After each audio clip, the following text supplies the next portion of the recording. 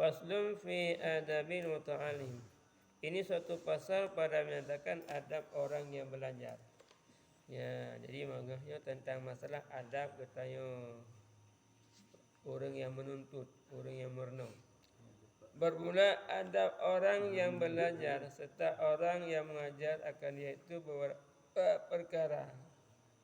Tetapi disebutkan oleh Imam Ghazali pada Bidayatul Hidayah 11 perkara.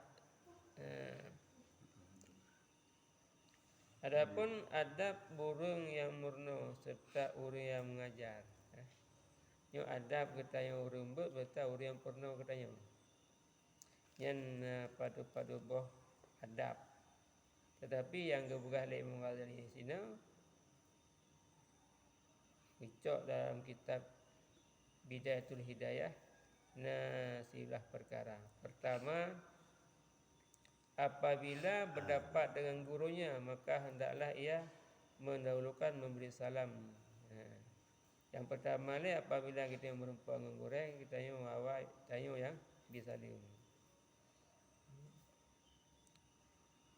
Walaupun tu pernah kadang-kadang untuk goreng dia bisa salim awal. Tapi adab katanya apabila merumpa dengan goreng kita yang pun yang disalim. Segeri kau yang awal bisa dia nak apa sih, tapi yang anggap bahawa kita yang bisa dia. Yang kedua, bahawa jangan membanyakkan berkata-kata pada hadapan gurunya itu. Yang kedua, tadi tengok di guru bela sahabat dia.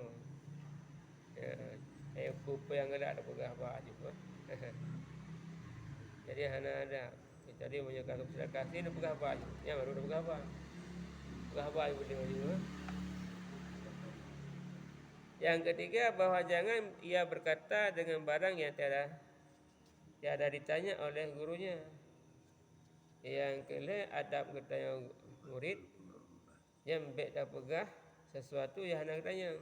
Katanya mana dah tahu pulain.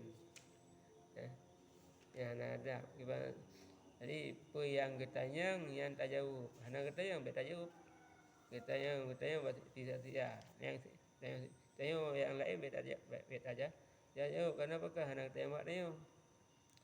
Ya, itu yang kebiasa anak tembak dia yang suut. Kadang lagi yang ada. Jadi ada mutanya.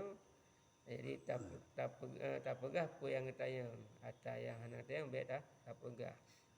Keempat, bahawa jangan ia bertanya akan gurunya melainkan kemudian daripada minta izin daripadanya. Ya, bang.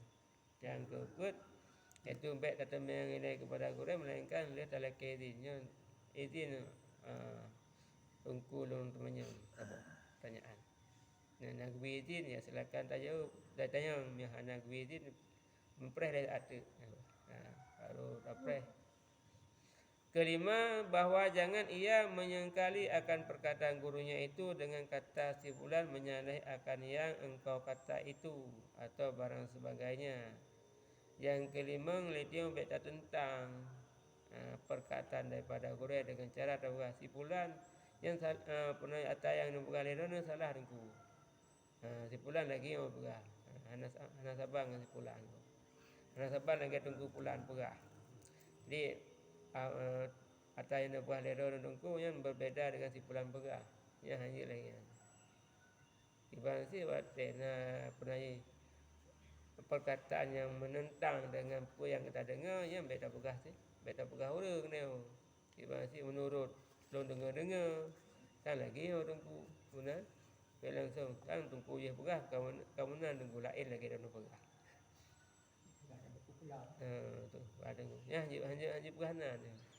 Menurut long dengar-dengar benar pegah. Jadi beda pegah nan orang. Karena boleh jadi untuk je pakai ya. Bahawa jangan ia memberi isyarat akan gurunya itu dengan menyalahi akan bicara gurunya itu. Maka menyangka bahasanya ia terlebih benar daripada gurunya atau terlebih mengetahui ia daripada gurunya. Itu maka demikian itu kurang adab kepada gurunya itu. lagi kurang berkah. Karena kadang-kadang menggurau waktu jelaskan hukum ternyata pernah sesuai dengan pemikiran kita sehingga tak syarah jarang ngomong mana seakan-akan kita yang betul guru yang salah. Makanya dia punya kita ingin dah mengurai kepada sesuatu tak kalalai dong menjut dah mengurai bagainya ataupun hana memundurkan diri je mana. Karena apabila lagi yang cara yang dapat mewakili kepada kurang berkah ilmu yang kana haid damai.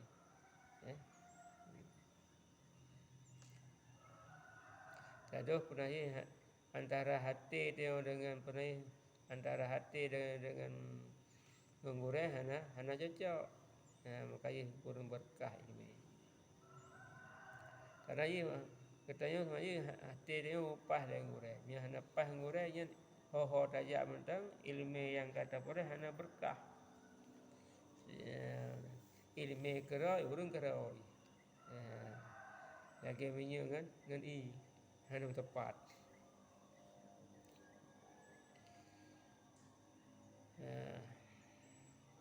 Ketujuh, bahawa jangan ia berbisik-bisik dengan orang yang sama-sama duduk pada hadapan gurunya itu. Yang ketujuh, adab kita murid. Jadi baik mesasah dia. Diku gurai kita yang mesasah. Ini dah kesangka-sangka tu. Kita yang dah ada pegah gurai. Apa surah, apa kepegah. Kalau kesangka yang kangkal le gurai dia pada lain pula. Jadi minyak mesasah tubit ulua ke dia. Tubit ulua dah mula si mesasah ini. Ataupun tempat lain. Kedelapan, bahawa jangan berpaling ia ke kiri dan ke kanan pada hadapan gurunya itu. Tetapi hendaklah ia duduk tunduk lagi beradab seolah-olah ia di dalam sembahyang. Jadi waktu kita berhadapan di gurunya yang baik dah paling ulai kita unun tiga, wi tiga. Tetapi gimana cara? Itu tak berpunduk ulai dengan adab. Seolah-olah kita tengah berada dalam sembahyang. Dalam sembahyang dia kan hana ada paling unun hana ada pandai oi. Hana ada kelang kena, hana ada kelang gede. Tunduk uke dia tak kelang. Kesembilan, bahawa jangan membanyakkan soal tatkala segan gurunya itu segan gurunya itu daripada berkata-kata atau tatkala ia lelah. Jadi waktu gurai kita pegah apa ataupun gurai kita yang baik dia dah temannya. Kerana menjadi temannya kodok bunga ketika bunga kurang berkah ilmu yang kana. Kan ilmu yang kita boleh kan berkah beredamai dan menjut ke pangkai kita akhirat. Jadi baik dia temannya apabila gurai kita kadang-kadang benarnya berapa. Kesepuluh, apabila berdiri gurunya maka hendaklah ia berdiri pula karena mentakzimkan akan gurunya itu. Dan jangan diikuti pada ketika bangkitnya itu dengan pertanyaan dan soal. Dan jangan bertanya masalah pada ketika ia berjalan itu hingga sampai kepada rumahnya atau kepada tempat duduknya itu. Jadi ke-10, adab kita murid apabila gurai ke budah maka dia dah budah karena untuk takdim dah peraya gurai. Dan jangan baik kita tak ikuti waktu yang bangkit, waktu yang budah kita budah. Jangan diikuti pada ketika bangkitnya itu dengan pertanyaan kaunan. Jadi waktu yang budah yang baik dah temannya. Waktu yang tengah bunuh waktu itu ada temannya. Waktu kena budah siapa tu pertanyaan aku. Bunuh ada temannya.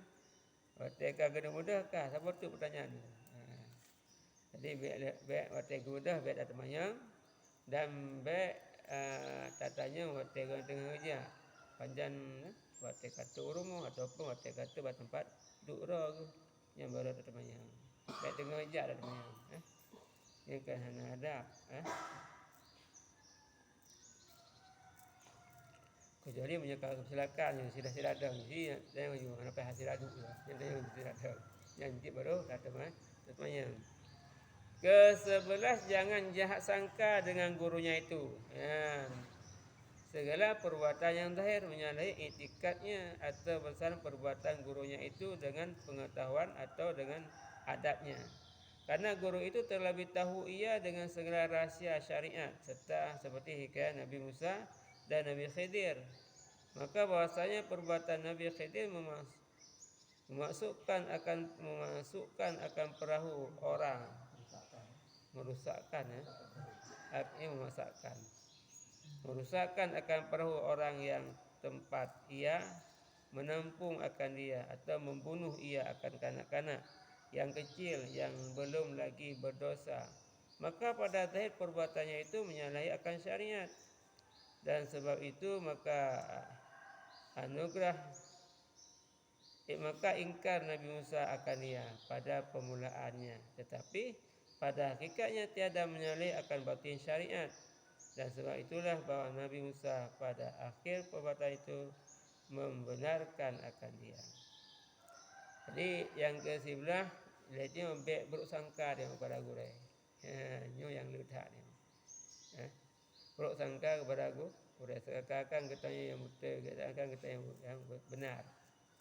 Bagi segala perbuatan yang zahir yang secara etikad kita kami menyalahi antara menyalahi dengan perbuatan.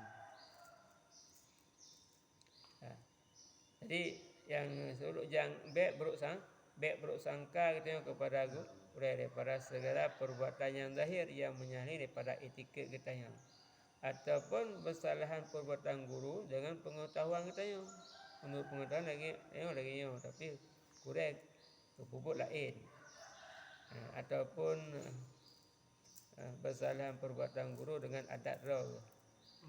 Bahkan hang lebih buruk sangka dia kepada guru karena guru dia lebih mufhum daripada segala rahsia-rahsia syariat daripada kita yang dia baru lekcah ilmu. Sedangkan guru dia kok luah ke ilmu.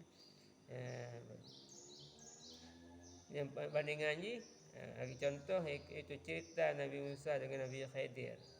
Secara zahir perbuatan Nabi Khidir menyalahi. Lagi contoh perusak perahu yang gepoh nomit yang galang berdosa. Secara lahir memang perbuatan goyang menyalahi syariat.